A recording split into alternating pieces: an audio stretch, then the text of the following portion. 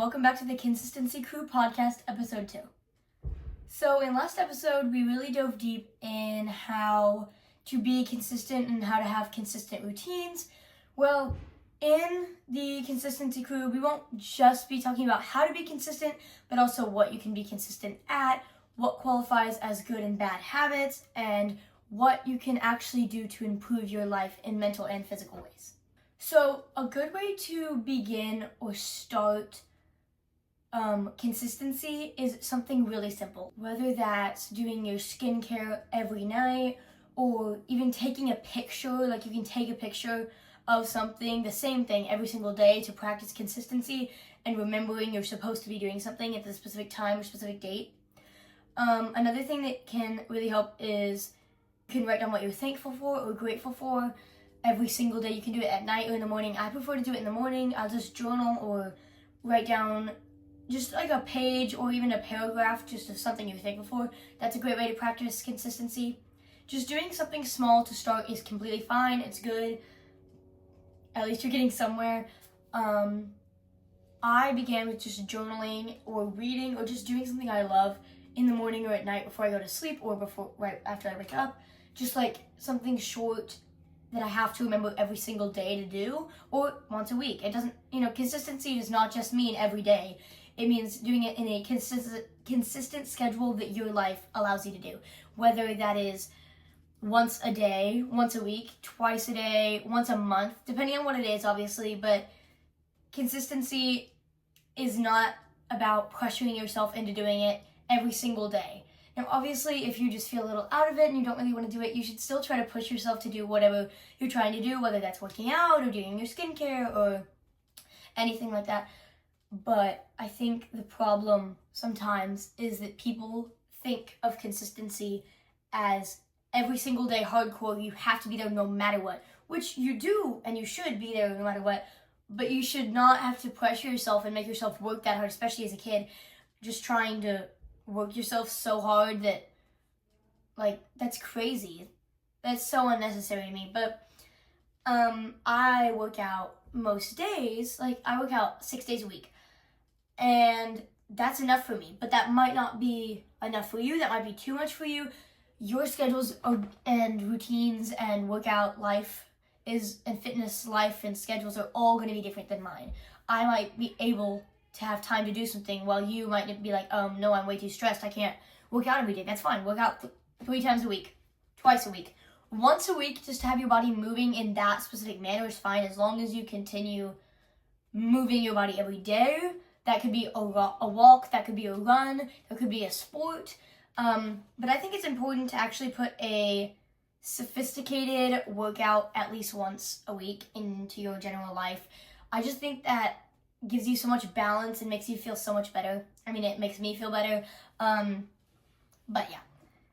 In these next podcast episodes, I don't want to just talk about how to be consistent or what makes you consistent or, the goods and bads of consistency, whatever. We'll cover all those things, but I also want to talk a little bit about just your mental and physical health outside of consistency.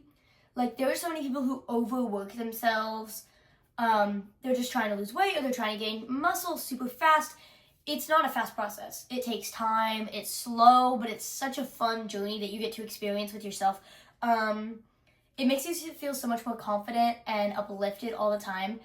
Since I started my fitness journey and fitness YouTube channel, I feel so much more uplifted. I feel like I can say things that I would have been too nervous to say or do things that I would have been too nervous to do, and I just feel so much more confident. But I definitely think that fitness journey and working out and consistency all help my mental and physical health, but health issues from overworking themselves because people say things and don't think about what they say. It's just crazy to me. But as much as consistency and working out is good, your mental importance and health comes first. So, if you really don't feel truly that you can't bring yourself to work out every single day or bring yourself to work out 3 times a week, I get it. That's fine. I still think moving your body, it makes you feel so much better, guys, for real. If you just take a walk every day or I've been tracking my walks throughout November. Now it's December, but I was tracking my walks just throughout November. and kind of just counting each walk. And I walked almost every single day of November. I think I walked like in the morning or in the evening like 27 days out of December. And I just got a little video clip of it. So I'm going to be posting a video pretty soon of just like my November walks, just little fast clips of my November walks. But basically, I think that consistency is very important, and I think physical health is very important, but more than anything, I think your mental health is more important than all of it, because obviously you need to be physically healthy, but you don't have to be this super strong woman that they portray everyone and every like celebrity to be now. Like, it's okay, but your mental health needs to be right on point. You need to be happy for yourself. You need to love yourself. You need to be comfortable around the loved ones you have. You need to be able to stand up for yourself, and all of these things intertwine with your mental health. And if you don't have good mental health and you don't have a healthy mindset, then that's just not going to work. So yeah, in this podcast, we're going to talk about some of the things you can be doing for your mental health, along with your physical health. Okay, so now we're going to talk a little bit about physical health, whether that means you're eating, you're working out, stuff like that. So basically, so many people are overworking themselves and not eating enough to have their body healthy enough to keep working out and keep doing it.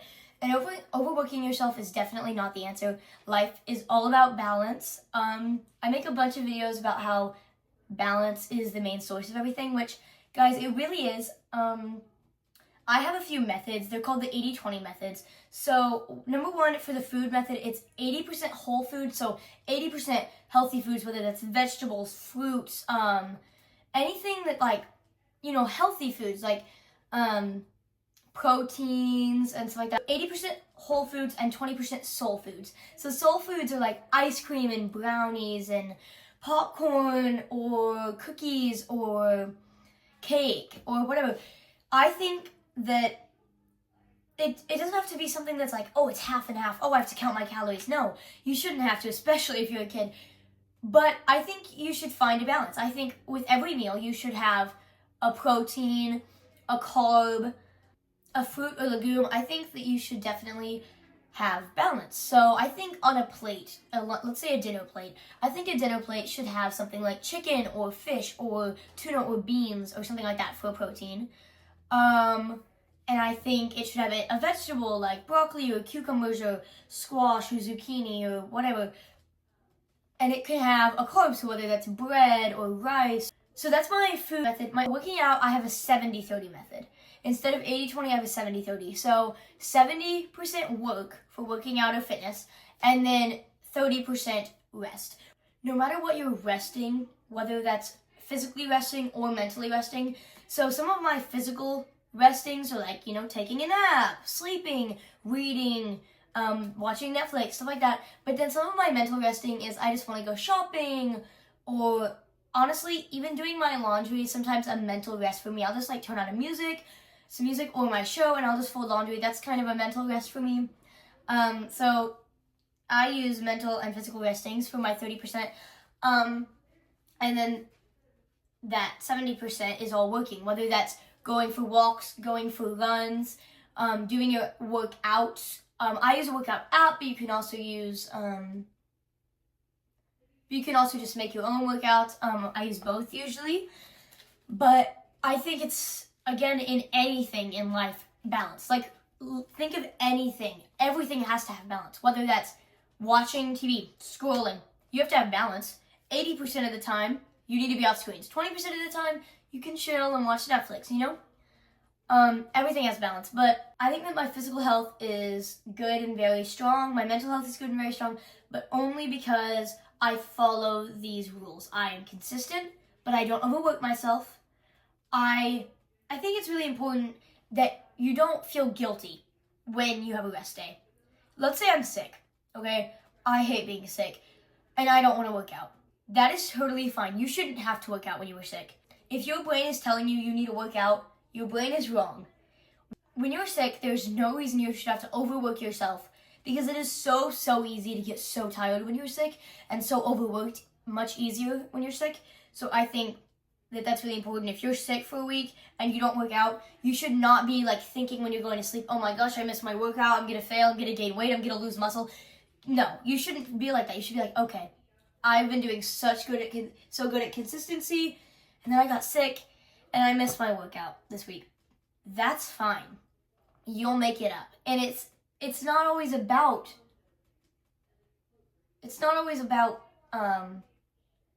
devoting every second and every minute of your time to that. If you're feeling guilty about something when you're going to sleep, it should definitely not be that you missed a workout. But anyways, this subject is taking a little while, so I think we're just going to move on. But just remember that balance and the 80-20 or 70-30 methods always work for me. And please comment and like if you want to hear more about my methods. Oh, I would like to say how very sorry I am. I did not post a podcast episode last Thursday. It was Thanksgiving. I hope everyone had a wonderful Thanksgiving. I hope they got to spend lots of time with their family. I was just enjoying my holiday. So I think it's very important, especially when I'm trying to post about consistency. When I miss a podcast, I really feel bad. Like when I missed that Thursday podcast, the next morning I was like, oh my gosh, I forgot to post the podcast. I can't believe I did that. But then I realized that my life is stressful and I have things, and I was spending time with my family, and it was much more important at the time than posting that podcast. Besides, I figured no one would watch it anyways because it was Thanksgiving. People were spending time with their families. But I will be sure to be more consistent now on posting my podcast episodes. I hope you guys are enjoying my podcast episodes. I'm trying to make a difference in this world, physically and mentally, so thank you all. Okay, I want to talk a little bit more about the struggling with with diets. There's a lot of kids and people now that are like suffering because they're just going through like major diets that are totally unnecessary and not eating enough to fulfill their body, because people don't realize that truly you have to have food to survive. I love food. I'm a huge foodie. I eat all kinds of food. I eat vegetables, I eat fruit, I eat legumes, I eat pancakes, I eat waffles, I eat brownies, I eat ice cream, I eat everything. Name it and I eat it. And I love eating. But then you read things and you hear things all about these kids that are like not eating enough to sustain themselves. And then they try to work out and they're like, I can't work out. Your body is not strong enough to work out. The only way you're going to be able to is if you eat healthy and a good meal and a big meal. Obviously you don't want to overeat or anything, but think about it this way. If you're eating 5 peanuts that have almost no nutritional value, it's just kind of like fatty foods. You think it's like, okay, it's fine. I'm just going to eat this. I'm not going to starve. It'll just be enough to sustain me, but I can be healthy. What? That's not healthy. That is completely not healthy physically or mentally. It puts you in the wrong mindset. It makes you hangry and hungry all the time. It doesn't sustain or fulfill your body enough, so you're not strong enough to do or work out or anything like that.